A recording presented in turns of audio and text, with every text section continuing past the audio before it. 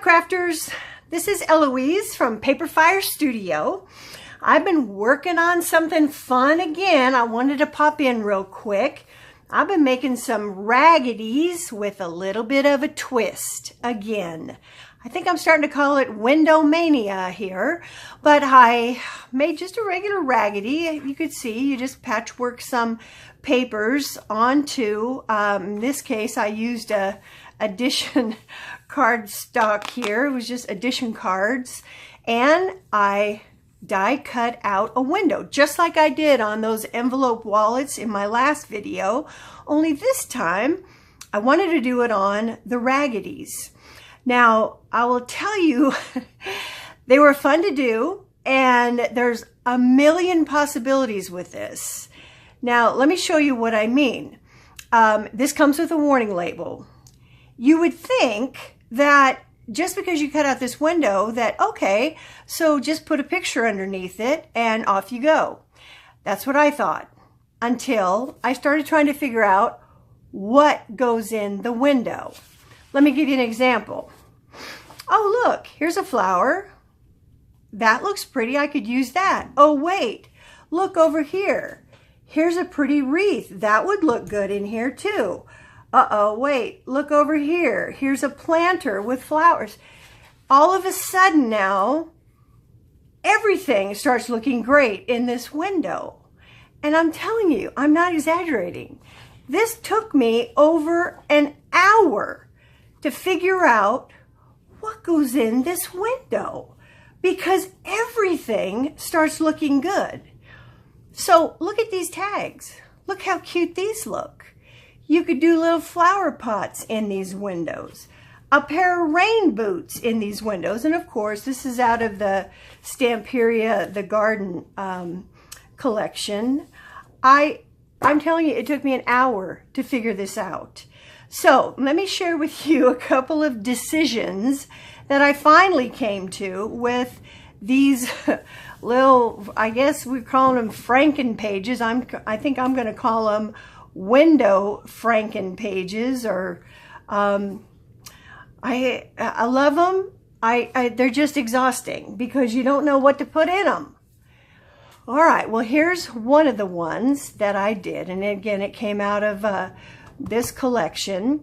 I loved the flower pot, and I think you can see here it just complements the papers so beautifully. So I'm going to set that one. Maybe I'll set this one off to the side here so you can see him a little better.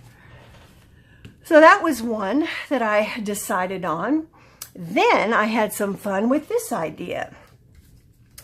I think for some of you I've mentioned who know me, but we live in Austin. We live on a farm. And every year, in fact, we're real close to starting our planting season.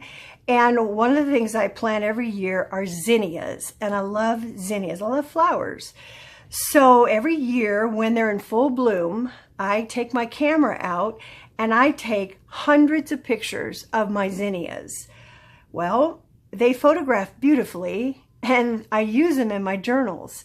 So here's one of the pictures of my zinnias from last year. And look how it makes this pop. Isn't that beautiful? Yeah.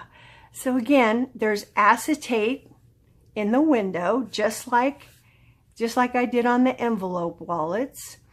I do acetate first, then pop the picture underneath.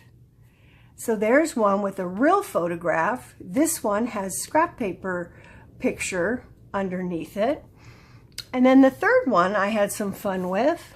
This one I did a little bit different, where I actually made it 3D. I brought in a metals from, I believe that's Tim Holtz. Put the scrap paper on top of it to kind of raise it up a little bit. Again, just to kind of draw your eye. So here's another twist. Again, it's Window Mania here at Paper Fire Studio. I'm working on a journal right now, and I got to the cover. What am I going to do with the cover of this journal? Okay, don't get ahead of me. Yep, you guessed it. I put a window on the cover. And this is, again, it's a envelope, mailing envelope that I did. And again, die cut the circle out, brought in a picture, and I'm in process with this journal right now, but I just wanted to pop in and show you. I brought the window in on top of the journal.